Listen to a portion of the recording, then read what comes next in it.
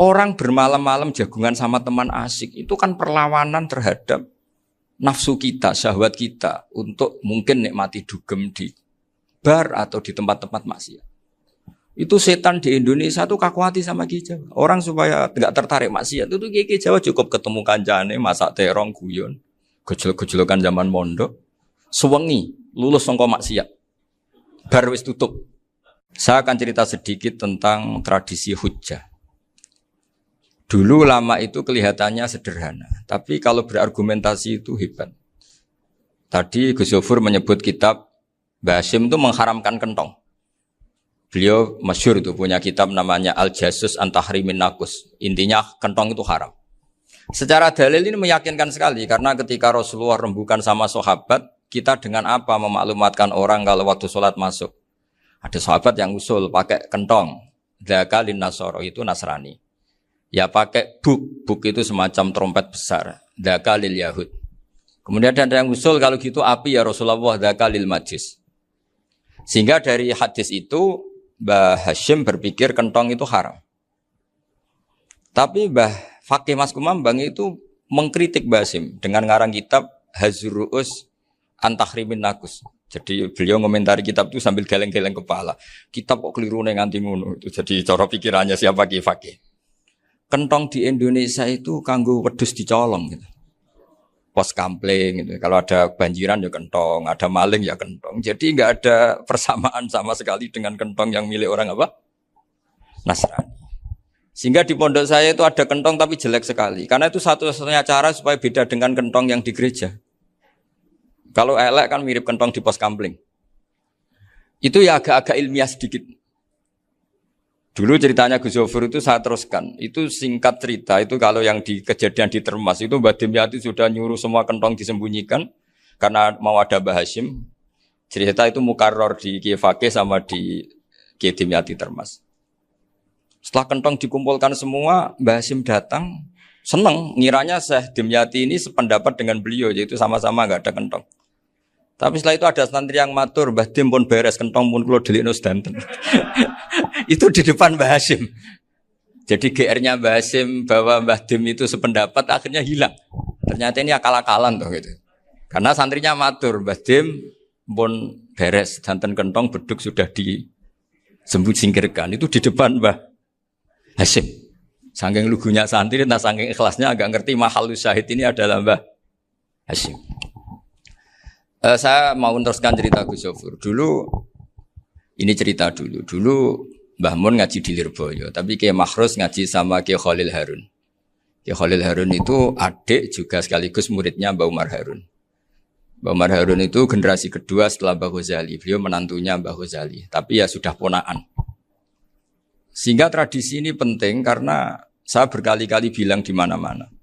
Status orang tua dan mbah itu adalah terserah anak cucunya.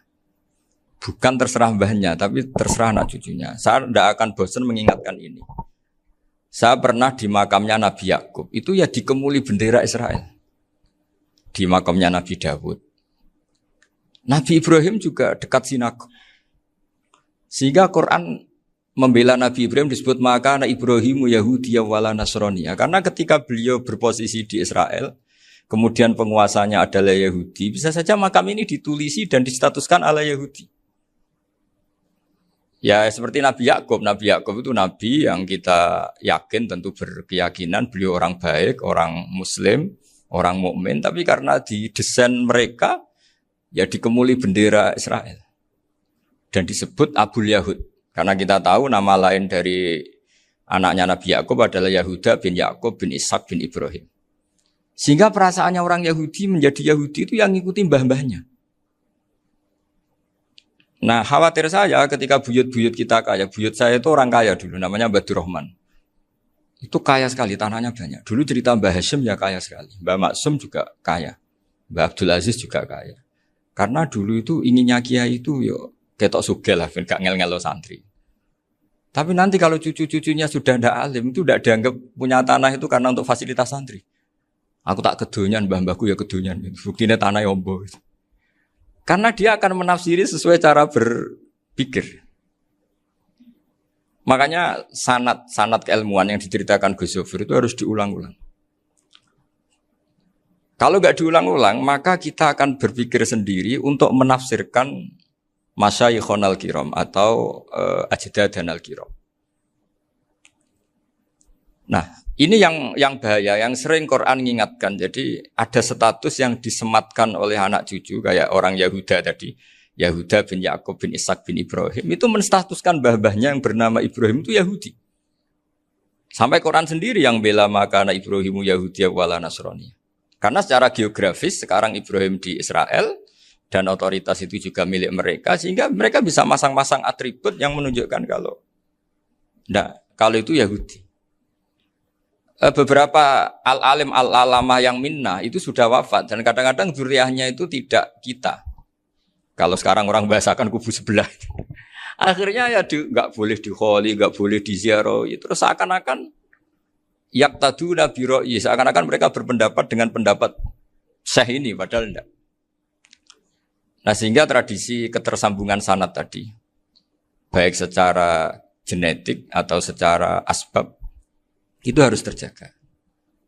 Saya beberapa kali, banyaklah sering diceritain Mbah Mun. Dulu Mbah Munawir ini cerita ya, Mbah Munawir itu saking senengnya kitab, ben santri ini so ngaji kitab, itu kalau ada alumni Lirboyo, alim disuruh baca mu'in di sini tuh Mbah Munawir ikut.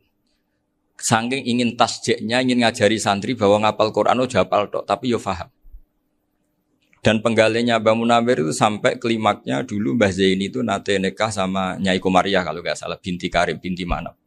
Punya putra Gus Habib, Gus Toha yang diantara putrinya dinikahi Gus Rozin.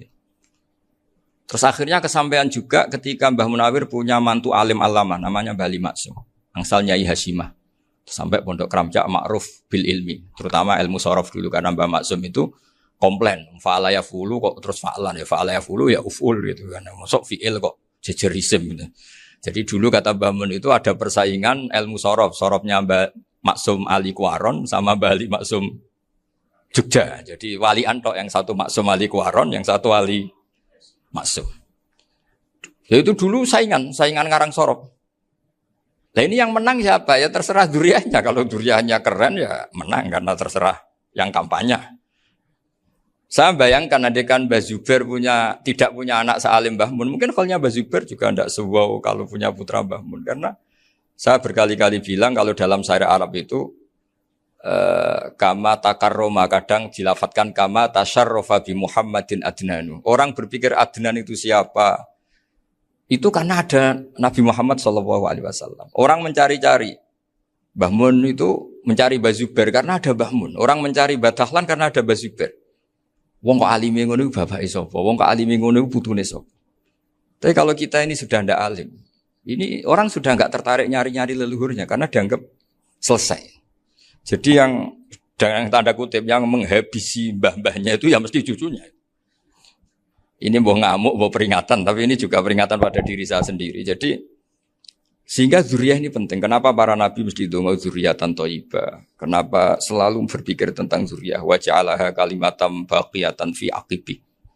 Karena zuriyah ini yang nanti bisa menstatuskan leluhurnya. Seperti tadi cerita Mas Maftuh ini, tak puji betul, saya hari ini tidak ingin gojlok. Supaya kewalian saya tidak tergerus oleh kedoliman. Saya pernah diceritain Gus Zofur, juga sering baca buku tentang Mbah Maksum. Dulu Mbah Maksum kalau wasiat kembali ya gitu. Kamu harus NU dan harus mempertahankan NU. Tapi tidak dengan cara membenci Muhammadiyah. Dulu Mbah Mun juga sering cerita. Dulu Mbah Hasyim itu ngaji Syekh Mahfud. Nah, Mbah Ahmad Dahlan dulu namanya Darwis sering ngaji sama Syekh Khotib Minangkabau. Zaman itu Syekh Khotib sudah modern, sudah ikut gerakan Abdu, gerakan Al-Manar. Sehingga bawaannya Mbah Ahmad Dahlan ini agak agresif. Yang Mbah Hasyim karena hanya mulazim di Syekh Mahfud, hanya sesekali ngaji Syekh Khotib, beliau lebih seperti itu. Dan dua beliau ini sama-sama pernah ngaji Mbah Soleh Darat di Semarang. Mbah Hasyim sama Mbah Ahmad Dahlan yang dulu namanya Darwis. Jadi ini masih min minuskatin wahidah mimam bain wahid. Sehingga kita tidak kaget ketika Mbah Ali Maksum mengomentari Muhammadiyah itu masih ahli sunnah wal jamaah. Makanya nanti terakhir saya baca kitabnya Mbah Ali dan sering saya pelajari. Andai kan kita ini sepakat dengan ilmu, ya kita tahulah. Kalau Abu Hanifah itu tidak kunut, Imam Syafi'i kunut. Berarti kunut itu mazhabnya Abu Hanifah, bukan mazhabnya Mbah Ahmad Dahlan.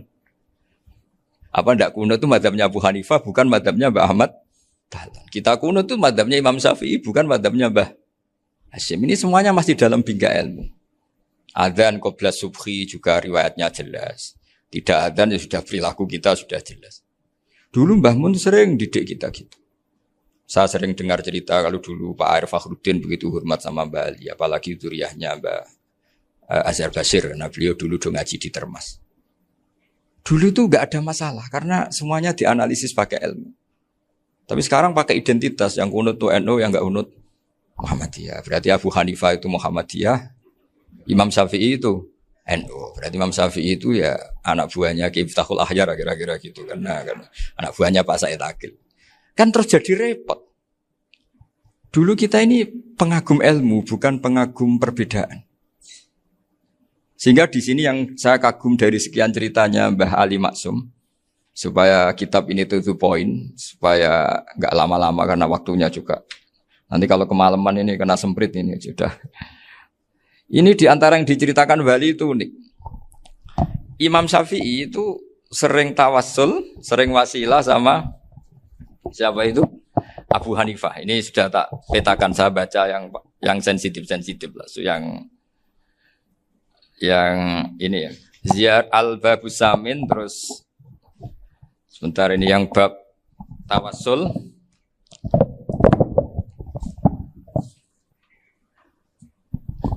Di sini halaman 90, mungkin santri-santri kerap ya bisa ngecek lagi di kitab Hujjatul Ahli Sunnah.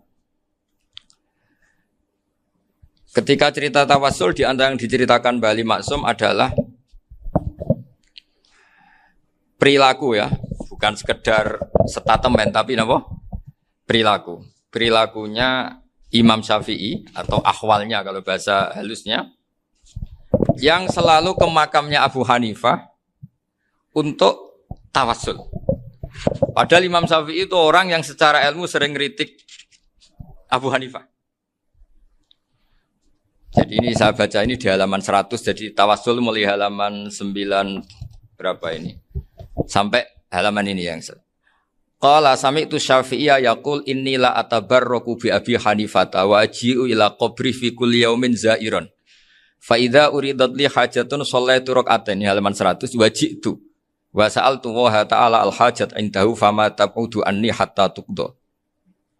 Kanal Imam Syafi'i ayyama huwa bi Baghdad yatawassalu bil Imam Abi Hanifah yaji'u ila dorihi fayusallimu alaihi wa yatawassalu ila Allah bihi fi qada'i hajati. Terus wa yatawassalu Imam Ahmad bi Imamin Syafi'i.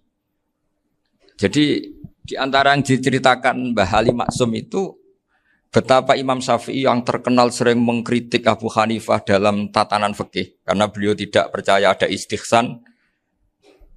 Abu Hanifah berpendapat adanya istihsan, dan kita tahu lah ikhtilafu Syafi'i wa Abu Hanifah itu besar sekali. Tapi beliau itu tahu Abu Hanifah itu orang yang sangat soleh. Abu Hanifah itu kalau ketemu sama orang yang utang beliau itu yang lari bukan yang utang Abu Hanifah, karena takut orangnya itu izin. Jadi kalau ketemu yang utang di jalan itu yang sembunyi itu Abu Hanifah. Kenapa engkau sembunyi? Ada yang utang saya lewat, nanti orangnya malu. Jadi setingkat Robi'ah Adawiyah itu beliau di rumah ada maling itu sembunyi. Ditanya kenapa engkau sembunyi? Malu, gak ada yang dimaling. Malu sama malingnya karena serumah itu gak ada barang yang layak dicolong itu. Itu Robi'ah dia sembunyi. Itu yang bisa niru itu Abu Hanifah. Jadi wali-wali besar ini ternyata saling menghormati dan saling tawassul. Nah saya berharap tawassul ini bukan sekedar perilaku sosial, tapi memang ada sanadnya. Sehingga terus diceritakan Bali di sini dulu istaqa Umar bil Abbas. Kata siapa tawassul harus dengan Rasulullah SAW? Dulu istaqa Umar bil Abbas. Sayyidina Umar itu tawassul istisqa dengan Sayyid Abbas. Padahal kita tahu Sayyid Abbas ini tidak nabi. Terus beliau cerita sampai Imam Syafi'i tawassul sama Abi Hanifah. Sehingga enggak ada perdebatan itu kan Umar. Kalau Umar kan ada jaminan boleh diikuti karena beliau sahabat. Bali cerita tentang Imam Syafi'i yang tawassul dengan Abu Hanifah. Seargumentatif itu. Sehingga ada cerita dalam sebuah tafsir, ya saya ulang lagi, ada cerita di sebuah tafsir, kenapa Nabi Musa ditanya Allah, wa ma tilka biyaminika ya Musa. Ma'ana wa ta'ala a'lam, tentu Allah sangat tahu yang dibawa Musa itu apa. Karena Allah tahu Nabi Musa itu grogi. Orang dipanggil Wali Maksum pasti grogi, santri dipanggil Mbah Mun pasti grogi. Kenangan saya setiap dipanggil Mbah Mun ya mesti tanya, yang ringan-ringan, wis sarapan ya. Arung sarapan ya sarapan. Pas sarapan ya kan tanduk mangan sing enak, wong santri ora tau mangan enak. Ya enggak pernah ngomong yang penting, ngendikan yang penting. Nah, karena Nabi Musa ini grogi, ini sebagian tafsir. Itu ditanya yang ringan, "Sakowe iku nggawa apa?" Karena pertanyaannya ringan, Nabi Musa juga ringan. Ya Nabi Musa itu sampai lali iku pangeran sing ya'lamu sirra wa akhfa. Diterangno. Niki tongkat Gusti. Gunane kathah Gusti tongkat iki. Qala ya aso ya atawakkau 'alaiha wa ahusyu biha 'ala ghanami wa liya fiha ma'arifu ukhra. Oh, tongkat Gusti niki penting mesti. Nggih nak. Nggih macam-macam lah Gusti. Atawakkau 'alaiha wa ahusyu biha 'ala ghanami kangge menghalo kambal. Masih terangno terakhir dan yang lain-lain Gusti. Wa liya fiha ma'arifu ukhra. Sehingga akhirnya rileks. Karena Nabi Musa terus ngerti. Ternyata ketemu pangeran itu enggak seserem yang saya bayangkan gitu. Pertanyaannya ringan. Itu ada ilmunya. Tapi cerita ini yang versi tafsir ini tidak yang seperti di Manaqibul Ghazali. Di beberapa kitab tentang Manaqibul Ghazali diceritakan di alam roh Nabi Muhammad sallallahu alaihi wasallam itu yubahi bi ummati. Saking yubahinya sampai ngendikan ulama ummati ka anbiya Bani Israil. Ulama umatku itu pinternya atau statusnya itu mirip-mirip lah. Kaf itu ya mirip-mirip lah, mirip-mirip kayak ulamanya nabinya Bani Israil. Akhirnya Nabi Musa itu tersinggung sekali. Bagaimana mungkin ulama disamakan dengan apa? Nabi. Sehebat-hebatnya ulama itu kan tidak akan yabluhu darajatan nubuwah atau yartaqi ila darajatin nubuwah. Itu akhirnya ya kalau kamu nggak percaya panggil. Yang dipanggil Imam Ghazali. Ya Nabi Muhammad juga nggak mau kalah itu. Kalau manggil ulama RT ya kalah keok. Gitu. Akhirnya Imam Ghazali datang. Ditanya sama Musa, Mas Muka, nama kamu siapa? Ana Muhammad bin Muhammad Al-Ghazali At-Tusi Asy-Syafi'i. Itu disebut panjang sih. Nabi Musa guyu-guyu. Kamu lama kok ngomong yang enggak penting. Ditanya namanya kok penjelasannya sepanjang itu. Dianggap itu satu kesalahan. Masa tanyanya nama kok ditanya. Jawabnya Muhammad bin Muhammad Al-Ghazali At-Tusi Asy-Syafi'i. Kepanjangan itu. Ketika Nabi Musa agak mencibir, agak gimana itu terus. Jadi Imam Ghazali, kalau ini masalah, lebih masalah jenengan. Apa itu? Yang tanya jenengan tuh Allah ya alamu sirra wa akhfa. Dan Allah hanya tanya wa ma tilka biyaminika ya Musa. Harusnya jenengan jawab aso ya titik, bukan kepanjangan. Atawakkau 'alaiha wa syubha itu kepanjangan. Allah tanya yang di bawah kamu itu apa? Yang di tangan kamu. Harusnya jawabnya hanya aso ya. Tapi kenapa penjelasannya sepanjang itu? Sampai terakhir waliya fiha ma'arifu ukhra. Terus pinter tenan kayak gitu. Terus ada Nabi Musa terus bilang, ya pinter tenan gitu. Padahal kita tidak pernah GR seperti itu kan kebetulan Imam Ghazali gitu. Kalau yang lain mungkin ya keok lah kira-kira gitu. Tapi ini cerita dalam khazanah keilmuan. Benar yang dikatakan Gus Zofur. Saya termasuk orang yang pernah mondok Lirboyo Pasanan. Jadi setelah saya disuruh nemani Gus Kamil, tahun berikutnya Gus jenengan disuruh. Pokoknya anakku mbok sak wulan lah kudu tau mondok Lirboyo. Piye-piye aku tau ngaji Wakarim. Terus yang disuruh mbaturi Gus Kamil itu saya. Jadi saya pernah 1 bulan tuh di Lirboyo.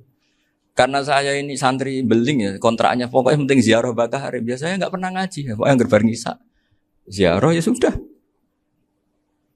Ngaji subuh ingat saya sama Gus Imam. Itu dari 17 hari ingat saya ngaji 2 kali.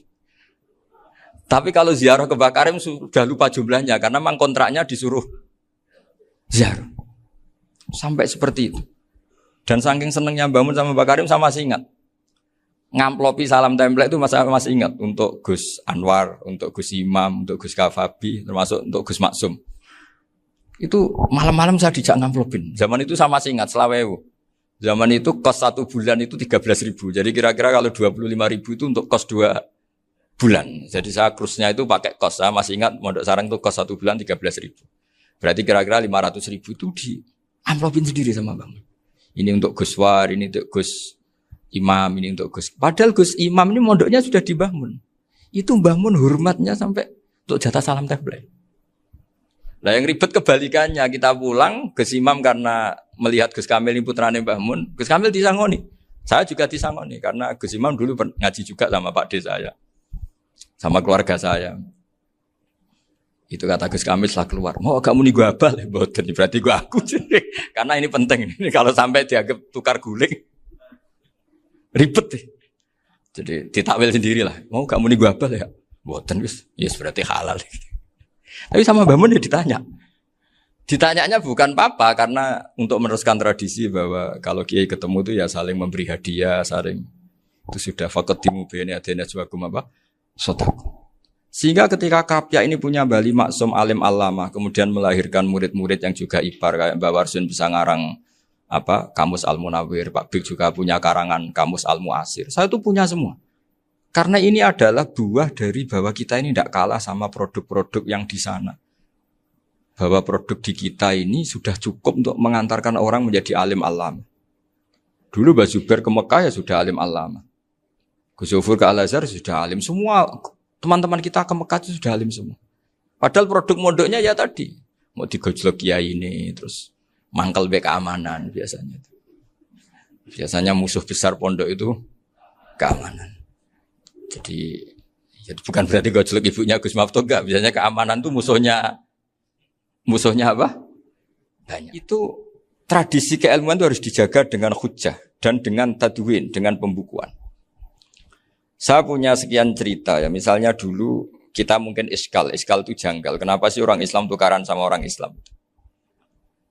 Sehingga di antara doa Nabi yang enggak dikabulkan Allah, enggak boleh dikabulkan sama Allah enggak boleh, bukan berarti enggak mustajab.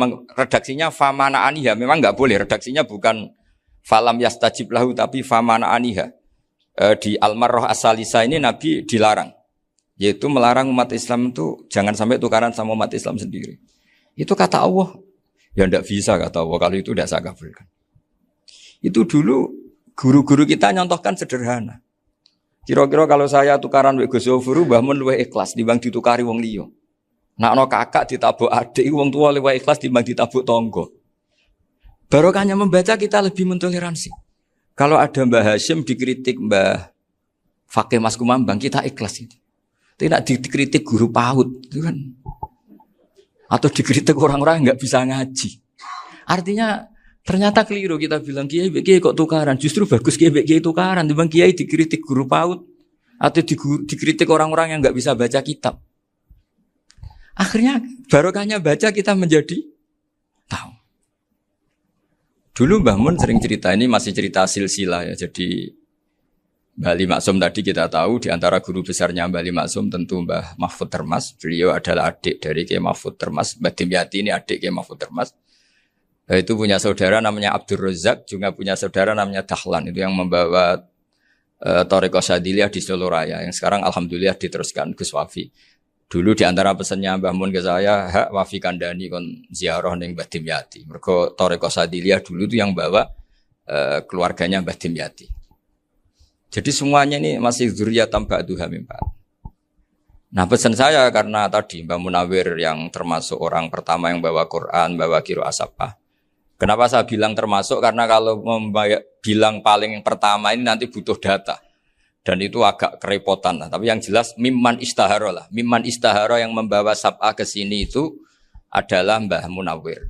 Terus beliau ngajarkan diantaranya ke Mbak Arwani, pakai kitab Satibi, pakai kitab Nazmus Satibi. Terus Nazmus Satibi itu diteruskan oleh Mbak Arwani, ditulis. Yang nulis dulu Mbak Dola Salam. Bapak saya itu murid Mbak Dola. Dulu Mbak Dola sebelum ke Mbak Arwani ngaji sama Ki Said di Sampang. Bapak saya sebelum ngaji di Mbak Dola sudah hafal Quran lewat buyut saya sendiri namanya Ki Zubaidi. Yang Ki Zubaidi akhirnya jadi menantunya Mbak Ahmad Su'eb. Jadi buyut saya kandung ini namanya Sofia, itu angsal keluarga Lasem yang adiknya. Sofia ini punya adik Badi'ah yang jadi ibunya Ki Sahal. Terus Ki Sahal punya Mbak Yu namanya Muzayanah, punya di Garwa Ki Mansur punya anak Gus Qayyum. Jadi dulu ibu saya, ibunya Gus Sofur, ibunya Pak Maftu itu semuanya di Lasem. Karena saya dari keluarga Gen ya Lasem, dari keluarga sanad guru ya Lasem.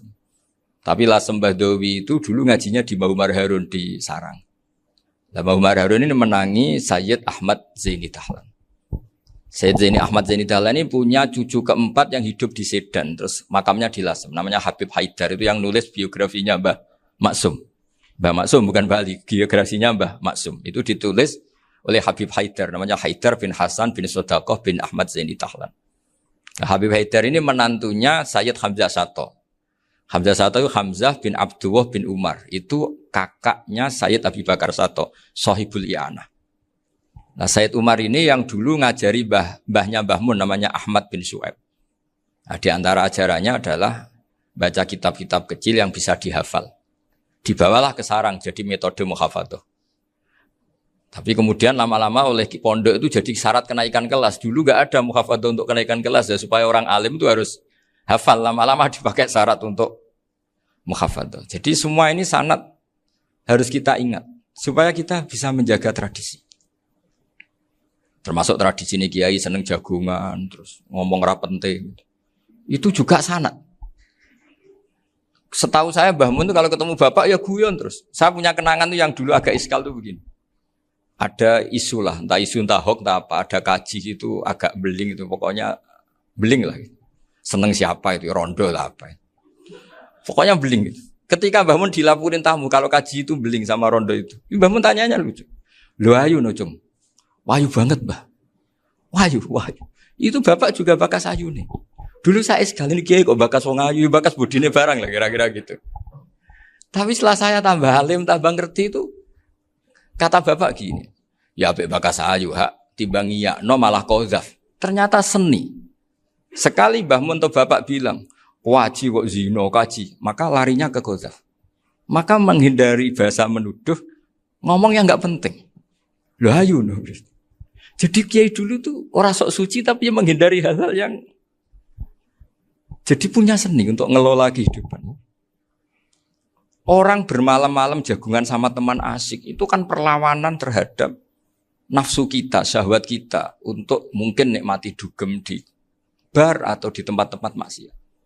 Itu setan di Indonesia tuh kakuati sama Ki Jawa. Orang supaya tidak tertarik maksiat itu Ki Jawa cukup ketemu kancane masak terong guyon, gejol-gejolokan zaman mondok, sewengi lulus sangka maksiat.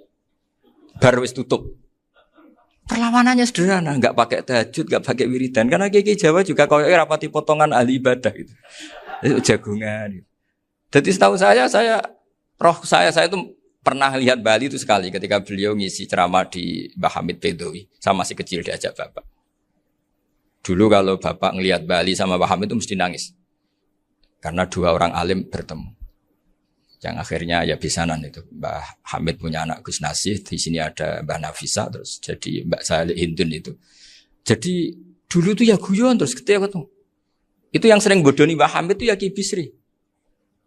Ki Bisri itu kalau datang ke Ki Hamid Pasuruan, nak wali tenan aku teko ditatakno mangan. Jadi ukurannya ya. Ternyata sampai sana dikei mangan tenan. Masih belum mengakui, kan nak wali tenan aku iki kiai rung di mobil, dongakno aku di mobil.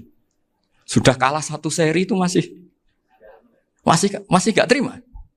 Lalu itu Mbah Hamid akhirnya berdoa, ayo monggo, mungkin-mungkin Ki Bisri gak ada mobil. Itu setelah didoain masih tanya, mereknya apa merek? Jadi itu Mbah Hamid jawab, yo paling Holden itu. Nah, paling Holden. Itu nyari mobil itu ya adalah dapatnya Holden. Suatu saat Mbah Bisri diundang Mbah Hamid gak dikasih pisar. Karena utangnya sudah banyak Mbah Hamid. Mbah Bisri ini utang doa tadi. Itu ya gak dikasih pisar. Ya gak mau kesang apa-apa kelambimu kayak aku. Didol sama muhibbinya Mbah Hamid. Itu harganya melebihi jatah bisaroh. Ketemu Mbah Hamid. Kang, susu Kang, mergo. Jadi dulu itu rileks, makanya ini yang diceritakan ke Zofur. Sebetulnya kalau kiai-kiai itu bersanad itu ya rileks, hidupnya itu rileks.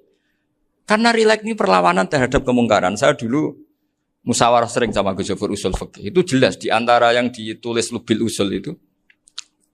Ya kita tahu tadi misalnya sanad usul fikih, Mbah Ber itu sangat al-usuli Ki Zubair Dahlan, abahnya Mbah Mun.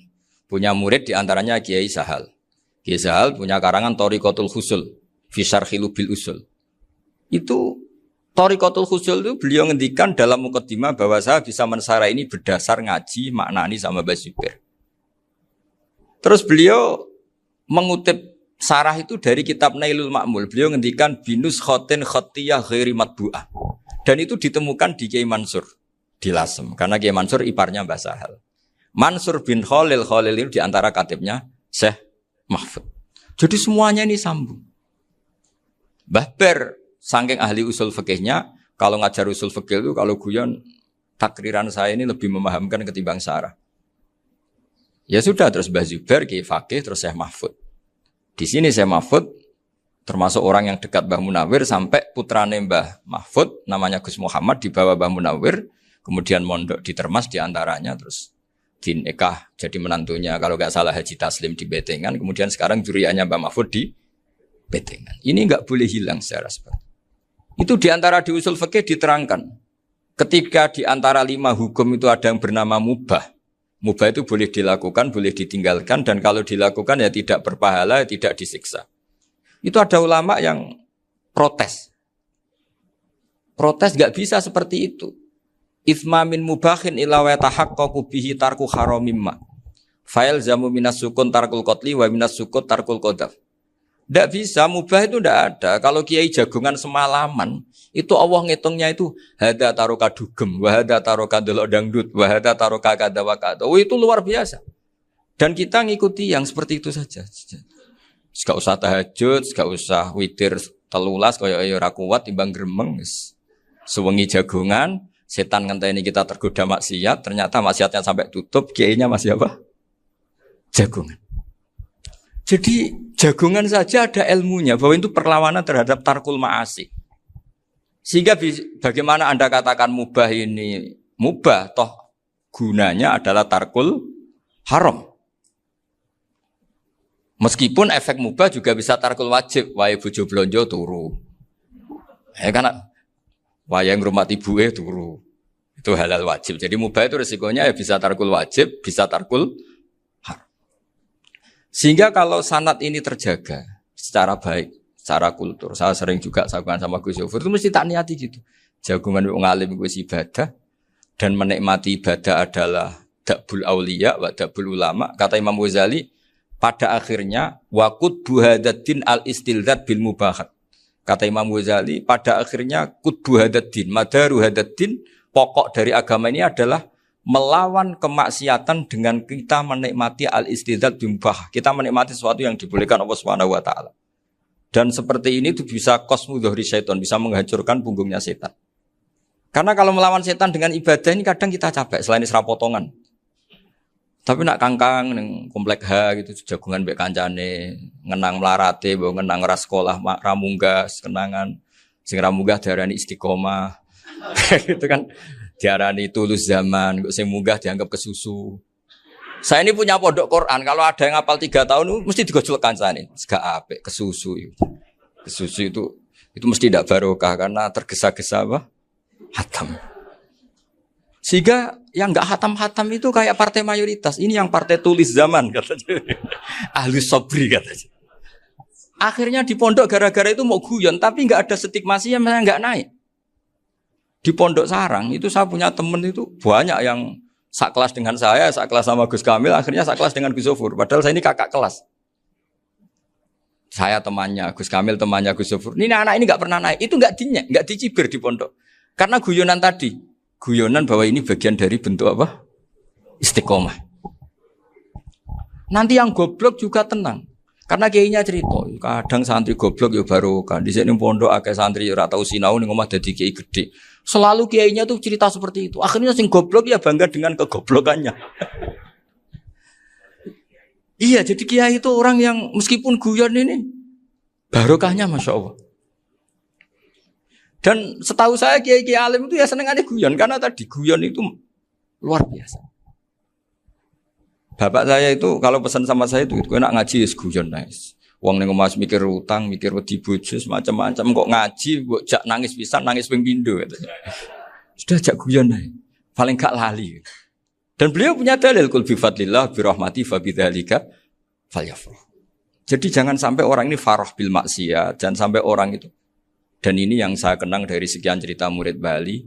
Mbah Ali Maksum ya senangane guyon. Gejol-gejolkan mbek santri iku.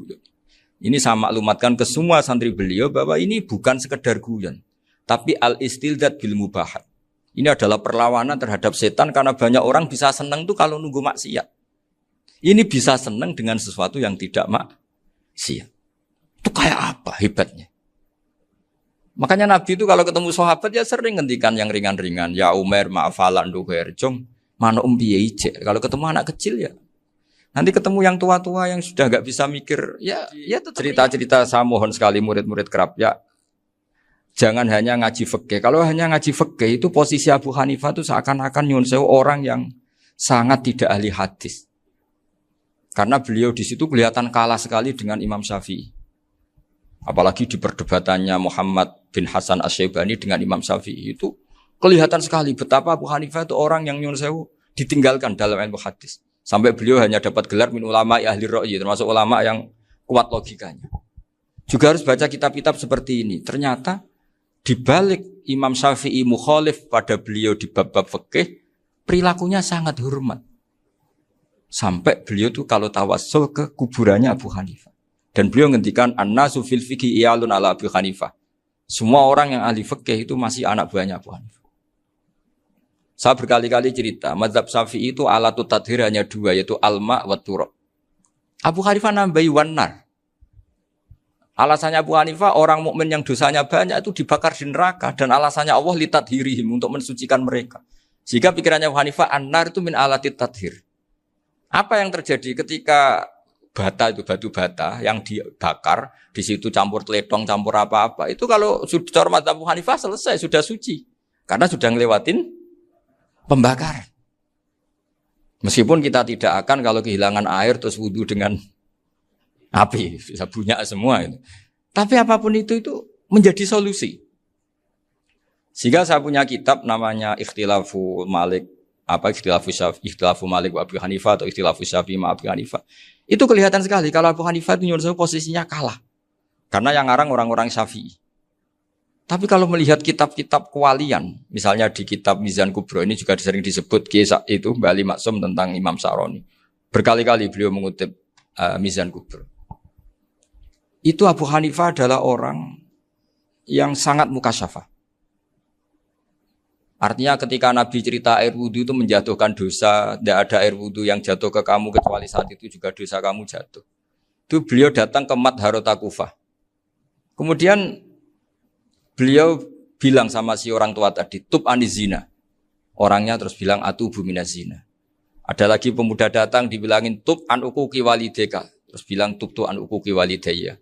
Sampai yang terakhir ada tub an simai alatilahwi atau an samai alatilahwi. Terus tub tu an samai.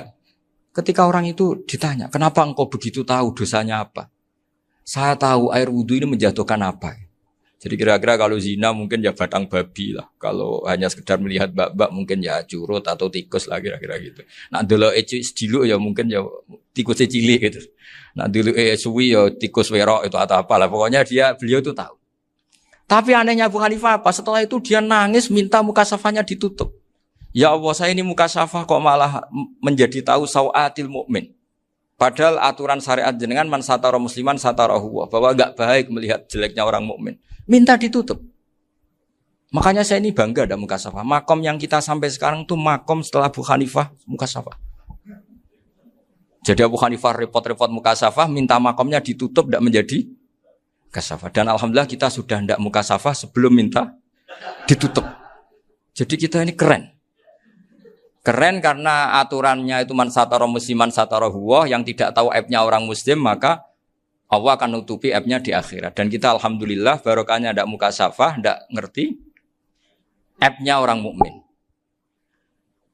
Jadi kita harus pakai patokan ilmu. Saya ulang lagi, kita harus pakai patokan. Makanya saya tahu betul ketika Kiai Hamid Pasuruan, beliau dulu ngaji Jamul Jame, ngaji Juman, Bali Maksum di sana sama Gus Habib, sama Gus Muhammad bin Mahfud. Termasuk mbah saya kandung dulu Kiai Sidik, mbah saya yang dari itu juga ngaji di Termas. Bapak saya dulu Kiai Nur Salim ngaji di Buyut Baiti.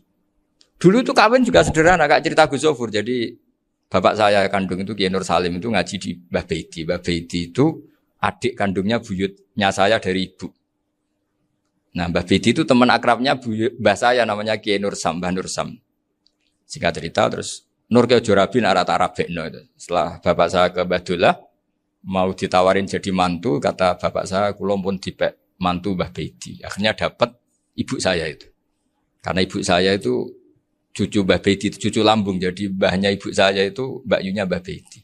Namanya Mbak Sofia tadi yang dapat Mbak Idris itu. Yang Mbak Idris ini bin Umar. Ya Mbak Umar yang mbahnya Mbak Hamid. Hamid bin Abdul bin Umar. Kalau bahasa itu Fatimah binti Idris bin Umar. Dulu kecilnya Mbak Idris namanya Abdul Khalik. Kalau kecilnya Mbak Hamid namanya Abdul Mukti. Kalau kecilnya Mbah Maksum namanya Muhammadin kalau nggak salah. Dulu itu orang dulu itu namanya dua-dua karena diganti ketika musim apa? Haji. Jadi ini terjaga. Sehingga tidak ada ceritanya kiai-kiai yang jagongan kemudian santrinya itu yang agak-agak khawatir. Kiai kok sungi-sungi jagongan, gak tahajud, gak duha, itu tidak ada. Karena ini dianggap fi'lul mubahat untuk melawan mungkarat. Jadi sehingga di kitab Ihya diterangkan, kamu jangan ngira orang-orang soleh ketika jagongan itu min ahlil bitolah wa takasul. Itu orang-orang yang pemalas itu enggak. Tapi mereka bisa mengasyiki Allah. Bahwa dalam jagongan ketemu teman ya asik, gejul-gejulkan sama Pak Maftuh ya asik. Dan keasikan ini bentuk perlawanan terhadap keasikan harus dengan maksiat. Itu kayak apa kalau kita ngaji sampai seperti itu. Termasuk tadi yang diceritakan Pak Maftuh kitab Hunyah. Semoga beliau cerita juga pernah belajar. Saya pernah belajar kitab Hunyah khatam. Itu diantara yang diceritakan Syabdul Qadir Al-Jilani tadi kata beliau Al-Jilani dipakai Jim Al-Jilani. Ini agak beda dengan kita. Mbah Zubair itu punya kitab namanya Al-Qalaid Al-Luluyah. Beliau menfatwakan nama-nama ajam itu kamu bebas. Ajamiyun fasna bihi masyita. Sehingga kita kalau punya kiai harus mau qolal ustukhri. Sehingga mau qolal istukhri. Tirmidzi juga nasibnya sama. Qolat rawahut Tirmidziyu. Sehingga rawahut Turmudziyu. Yang satu rawahut Tarmidziyu. Ya karena kita keluarganya Tarmidzi apa enggak gitu. Makanya kata Mbah Mun sama masih ingat. Kata cerita Gus Zofur tadi, adabnya Gus Zofur itu cerita tentang keluarga ibunya. Padahal keluarga ibunya juga orang-orang soleh yang luar biasa. Itu kata Mbah Mun, kowe roh jenenge Imam Bukhari tahu ya. Jenenge sapa? Saya nyebut Muhammad bin Ismail bin Ibrahim bin Mughirah bin Bardasbah. Lah iya Bardasbah mbok waca Bardisbah yo. Lah cara kene mbok Parmin mbok Parlan. Jadi Bardisbah mbok Bardasbah iku cara kene yo Parmin Bapak. Iku rak Mbah Fadl Senori, dadi kabeh diwaca Arab. Jenenge Mbah Umar Harun. Dhisik yo wong Sarang, Mbah Harun, Mbah Kirun yo ora roh, wong dhisik yo wong kuno. Jadi kalau versi Mbah Fadl, termasuk yang pertama bikin nasab Mbah Maksum itu tulisannya Mbah Fadl yang dikutip Habib Haidar tadi. Ya saya seperti Gus Zofur juga mencari-cari hubungan ulama-ulama di Jawa. Itu Mbah Mun kalau bicara mbahku ono sing jenenge Kiai Serut. Kalau ditulisannya Mbah Fadl itu Syaraf. Jadi Mbah Fadl itu fanatik orang-orang alim itu ditulis Arab, kalau Mbah Mun itu Jawa. Dulu tuh ada wali seto di daerah saya. Dulu orang ya janggal, ternyata ada sato itu kesamaan di Arabnya itu. Sato. Sehingga kiai-kiai itu ada fanatik Tirmidzi, Turmudi, Tarmidi, Jilani, Jailani karena ajamiyun fasna bihi masyita. Jadi kalau nama-nama ajam monggo lah baca sekenanya sementing. Cuma mungkin tahqiqnya benar Pak Maftuh tadi memang di Mu'jamul Buldan itu Al-Jilani Bikasri Jim ya sudah kita baca Al-Jilani. Sebab itu kayak Pondok Pelosok Lirboyo itu menurut saya bagus. Orang itu maknani betul sama gurunya. Kalau Sarang enggak. Kalau Pondok Lirboyo, pondok yang tadi ternyata keluarga Mbah Munawir sini pernah bisanan yaitu Mbah Zaini pernah nikah sama Nyai Komariah ya kalau enggak salah, punya putra Gus Habib ya, Pak Toha dan sebagainya. Itu betapa hubungan pondok Quran sama pondok kitab dulu itu enggak pernah terputus. Bapak saya selapal Quran itu dulu ngaji Mbah Zubair. Jadi bapak saya sering ngutip mu'en apa. Padahal bapak saya itu terkenal tuh. Beliau cita-citanya itu saya ingin hafal Quran kayak hafal Fatihah. Beliau itu sampai sepulahnya sekali. Karena beliau inginnya hafal Quran kayak hafal Fatihah. Termasuk murid terbaiknya Mbah Dullah bapak saya. Itu ya ngaji kitab. Sehingga kata Mbah Mun, jadi Mbah Munawir de mantu Bali Maksum. Itu ya sudah dipenggali. Sudah dipenggali dituruti pangeran. lahirlah seorang Bali Maksum yang membawa. Jadi dulu itu ya Gus Muhammad yang ngaji di Termas, nanti Mbak Arwani sebelum ngaji di sini ngaji di Tebu Ireng. Sehingga Mbak Arwani bisa ngarang kitab. Beliau ngarang kitab tentang Sab'ah. Faidul Barokat namanya. Ya nulisnya ya fasih ya. Saya punya tulisan tangannya Mbak Arwani itu banyak. Saya juga punya tulisan tangannya Mbak Hasyim Asy'ari ketika nyurati buyut saya yang di Damaran itu pakai bahasa Arab.